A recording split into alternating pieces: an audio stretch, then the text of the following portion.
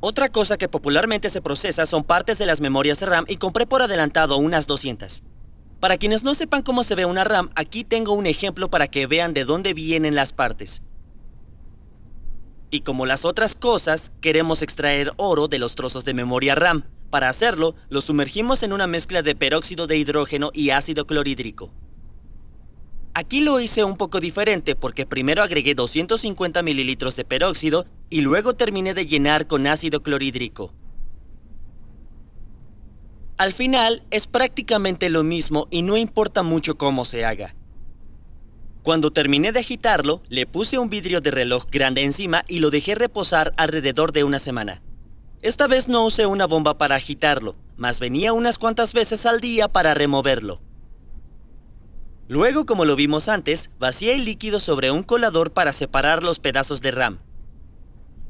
Los mojé en varias ocasiones con un atomizador y luego los agité para sacar todo el oro suelto.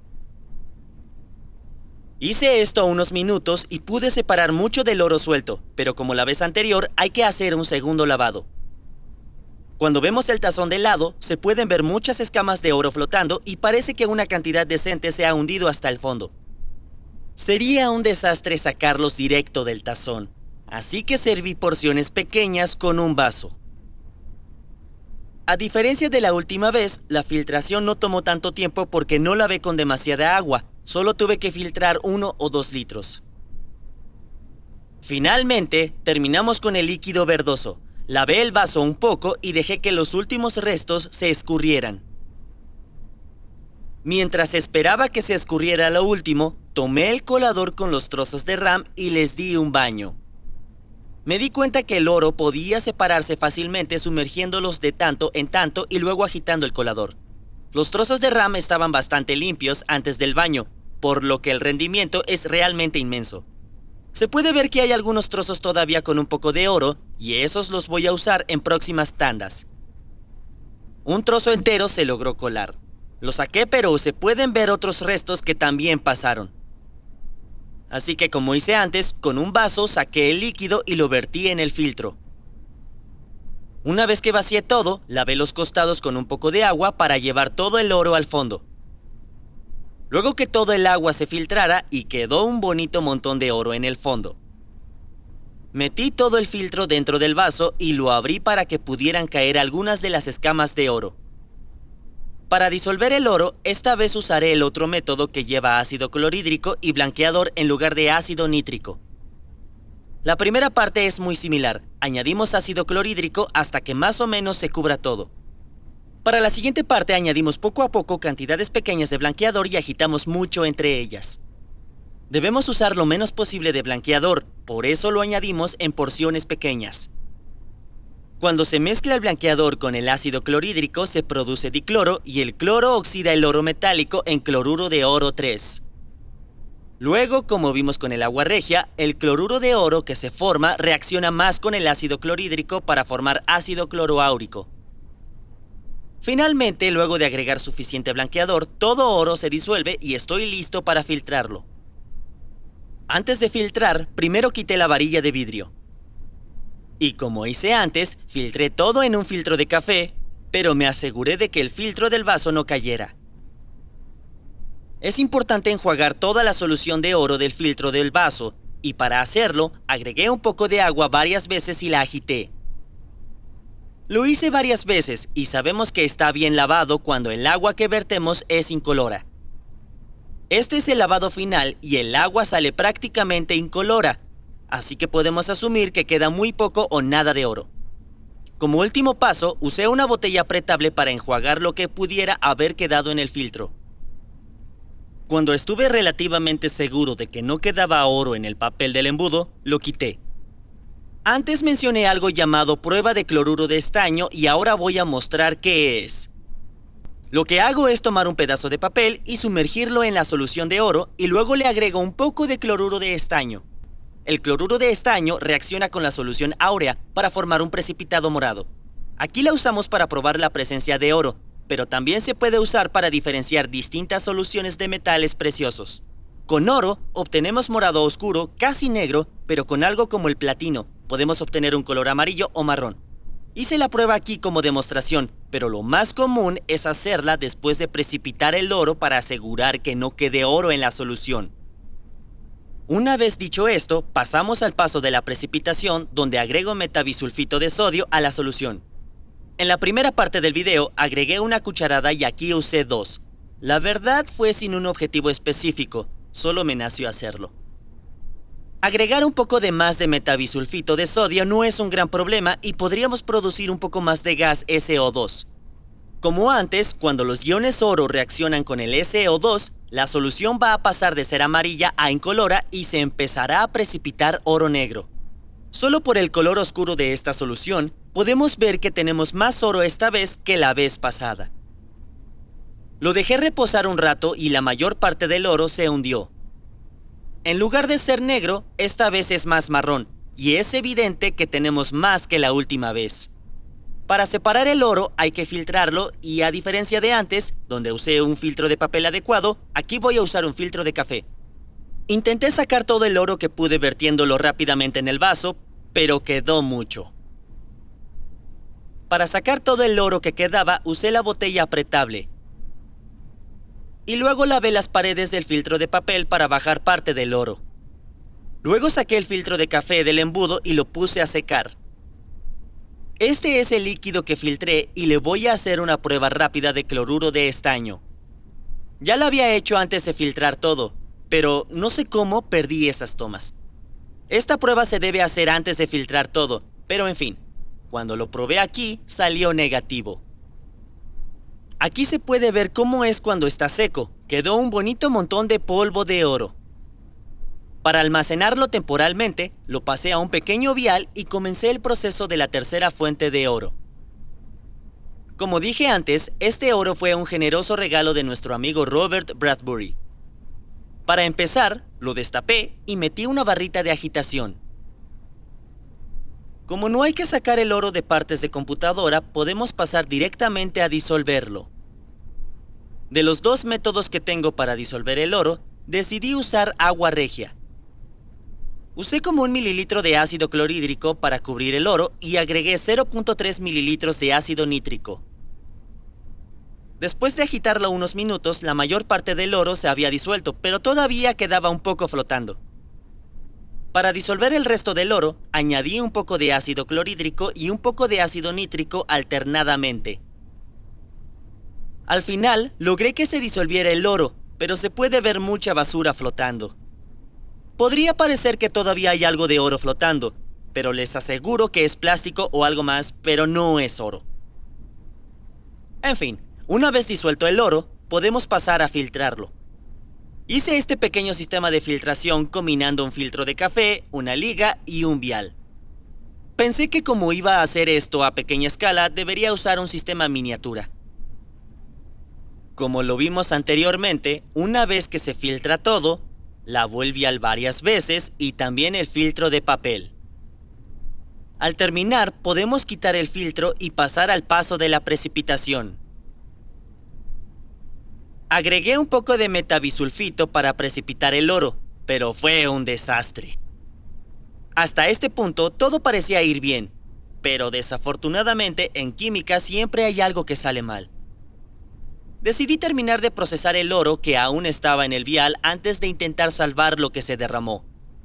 Sin embargo, aprendí la lección, y después de eso, solo agregué pequeñas cantidades de metabisulfito para evitar que se desbordara. Finalmente, agregué suficiente y quedó una solución incolora con oro flotando. Dejé el vial a un lado para procesar lo que se derramó. Lo primero que hice fue cortar con tijeras el área afectada. Aquí tenemos una mezcla de solución áurea y un poco de oro precipitado. Puse los pedazos de papel en un vaso que dejé a un lado y me puse a lavar un poco. Casi todo el precipitado se quedó en el papel, pero mucha de la solución de oro se filtró. Lo que ven ahora es una clásica extracción con toallas de papel en la que todo se disuelve en el agua que agregamos y luego se absorbe el líquido con toallas de papel. Se puede hacer el lavado unas cuantas veces para asegurar que tenemos absolutamente todo, pero asumí que hice un buen trabajo, así que hice un solo lavado. Metí las toallas de papel y los pedazos que corté en un vaso e hice un poco más de agua regia. Todo el oro que quedaba en la solución simplemente se disolvería, pero necesitaba volver a disolver todo el oro que se precipitó. Este procedimiento es exactamente igual al que vimos antes. Disolvimos todo en agua regia, lo filtramos y luego pasamos al paso del precipitado. Una vez filtrado todo, pasamos a la precipitación, así que podemos agregar metabisulfito de sodio. Como antes, lo agité y la solución se volvió incolora, pero esta vez el oro no se precipitó. Creo que mi solución estaba demasiado diluida y al precipitarla, las partículas muy finas se dispersaron y no se pudieron aglomerar. Luego aislé todo el oro del vial con un pedacito de filtro de papel. Al final, este es el oro que obtuve de las distintas fuentes. A la izquierda tenemos lo de los trozos de RAM, en medio está lo de los PCBs y a la derecha lo que nos dio nuestro amigo Robert. Con base en cuánto me costaron las fuentes de oro, no creo que realmente que el esfuerzo valga la pena, si lo que se quiere es ganar dinero. Pagué unos $85 canadienses por los trozos de RAM y como 40 por los PCBs. Y lo que obtuve por ellos ni siquiera se acerca a cubrir la inversión. Actualmente el precio de mercado del oro es de alrededor de $50 canadienses por gramo, pero con estas fuentes voy a pagar cerca de 121 si uso los trozos de RAM y 160 si uso las PCB. Este tipo de recuperación de oro solo vale la pena si se pueden conseguir fuentes muy baratas. A los precios que yo los obtuve, obviamente no vale la pena. Dicho esto, ahora puedo pasar al siguiente paso donde derrito todo en un bonito botón de oro. Para fundir el oro, voy a usar un crisol de fundición que compré en Amazon. Para empezar, necesito calentar el plato lo más parejo posible. Estos crisoles de fundición pueden soportar temperaturas muy altas, pero no soportan realmente un cambio de temperatura. Si el crisol se calienta muy rápido o solo se calienta en un punto, se puede romper fácilmente. Cuando comencé a calentarlo, no puse el soplete a toda potencia y lo giraba constantemente para no tener puntos más calientes. Antes de avanzar más, quiero señalar que fundir metales no es mi especialidad y que es la segunda vez que lo hago.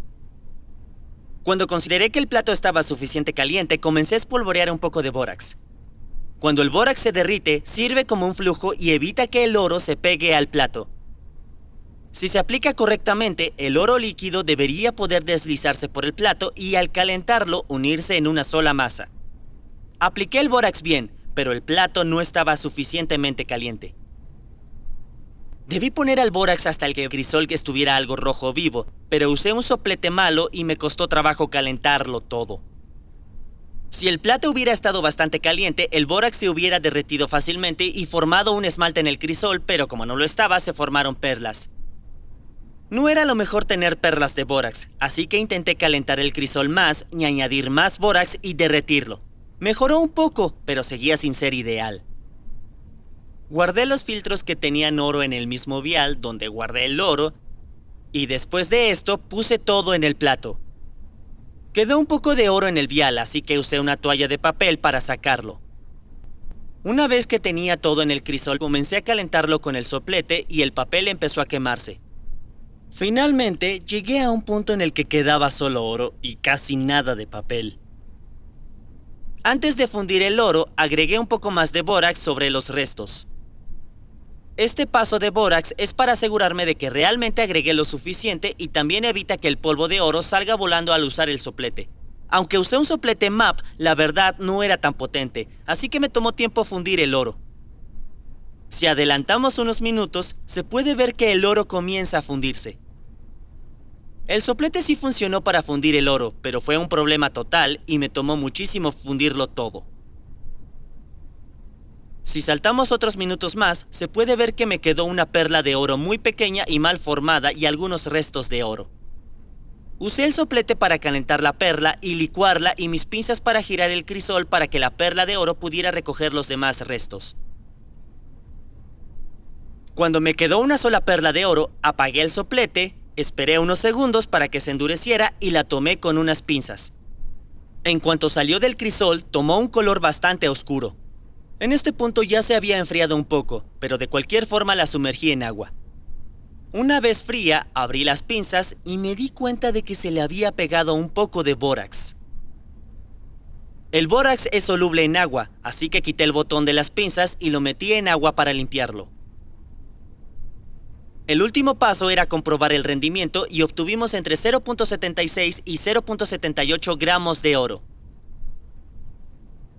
Haciendo unos cuantos cálculos, podemos ver que los trozos de RAM equivalen a un 64% de este botón, 23% de las PCBs y alrededor de 13% del oro de Robert. Si multiplicamos para ver cuánto contribuyó cada fuente en términos de masa, obtenemos 0.5 gramos, 0.18 gramos y 0.1 gramos respectivamente. Según una infografía que encontré en mining.com, 1000 kilos de residuos electrónicos pueden rendir 300 a 400 gramos de oro. Los trozos de RAM no son muy representativos porque las partes que no eran valiosas ya estaban cortadas. Las PCBs que procesé en la parte 1 de estos videos es mucho más representativa y al hacer cuentas, parece que la infografía es bastante precisa. Usé 472 gramos de PCBs y con unos cuantos cálculos podemos ver que deberíamos haber obtenido entre 0.14 y 0.19 gramos. De hecho, obtuvimos 0.18 gramos, lo que cae perfectamente en esa ventana. En fin, como conclusión, procesar residuos electrónicos puede ser divertido, pero no vale la pena a menos que se haga en grandes cantidades y se puedan obtener residuos muy baratos. Obtuve un valor de $11 de oro de poco más de 450 gramos de PCB. Si se busca obtener una ganancia es necesario conseguir por mucho menos de $11 por 450 gramos.